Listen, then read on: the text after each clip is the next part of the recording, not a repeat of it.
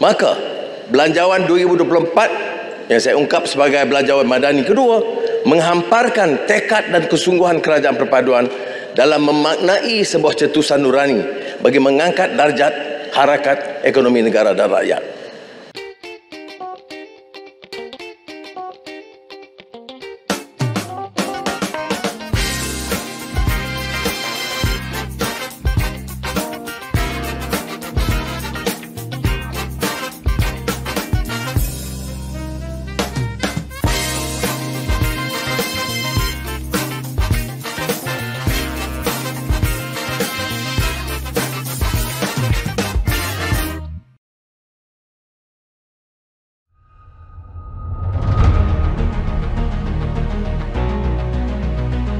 Pertama sekali, saya ingin mengucapkan ribuan terima kasih kepada Yang Amat Berhormat Datuk Seri Anwar bin Ibrahim selaku Perdana Menteri dan juga Menteri Kewangan Malaysia kerana telah berjaya membentangkan Belanjawan 2024 dengan temanya reformasi ekonomi dan juga memperkasa rakyat. Belanjawan kali ini, 2024 ini, sangat mementingkan rakyat Malaysia dan juga ekosistem keseluruhan dan juga rantaian bekalan makanan. Okay? Dan Belanjawan 2024 ini sebenarnya adalah untuk memurnikan sistem ekonomi negara, sistem tadbir urus negara dan juga membantras rasuah.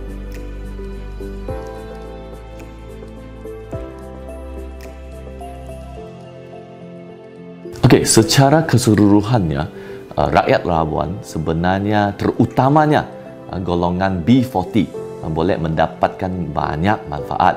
Contohnya, kadar maksimum sumbangan tunai rakyat dinaikkan daripada 3,100 kepada 3,700. Itu pertama.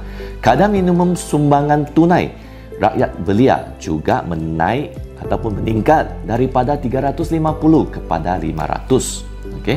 Dan juga pelajar-pelajar yang meneruskan pengajian di universiti mendapat diskaun bayaran balik pinjaman PTPTN sebanyak 10% sehingga 15%. Di samping itu, program Payu Rama, Juaran Rama, Menu Rama akan diteruskan di wilayah Persekutuan Labuan juga.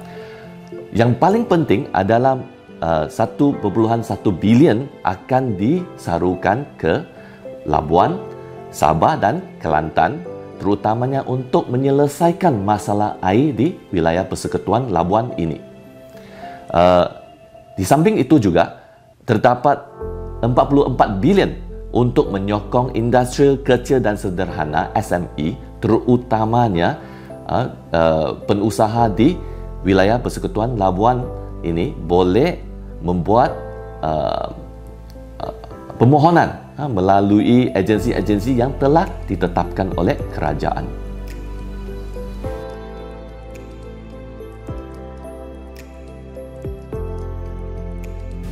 Okey, secara peribadinya, saya betul-betul berharap Belanjawan 2024 ini boleh meningkatkan kecekapan logistik serta mengurangkan kos perkaparan di wilayah Persekutuan Labuan ini. Untuk pengetahuan kita semua, barang-barangan di wilayah Persekutuan ini agak mahal disebabkan logistik. Jadi kalau kerajaan dalam bajet 2024 ini bolehlah memberikan ataupun menyumbangkan sedikit sebanyak subsidi kepada kos perkaparan. Jadi itu adalah boleh mengurangkan kos perbelanjaan ataupun perniagaan serta menggalakkan aktiviti perniagaan di wilayah Persekutuan Labuan ini. Dan pada masa yang sama, kos sara hidup juga akan berkurang dan mendorong aktiviti pelancongan di rantau ini sebagai persediaan tahun melawat Malaysia 2026 di wilayah Persekutuan Labuan ini. Dan seterusnya, yang paling penting juga adalah untuk merangsangkan potensi ekonomi wilayah Persekutuan Labuan ini. Dan saya betul-betul berharap kerajaan boleh mempertimbangkan harapan yang saya tujukan ini. Sekian, terima kasih. Jadi sementara kita ada iltizam kerajaan memulih ekonomi dalam marcapada yang serba mencabar, kerajaan akan sentiasa mendengar pandangan dan kritikan dan menggunakan langkah yang hikmah supaya perjalanan ini lebih teratur.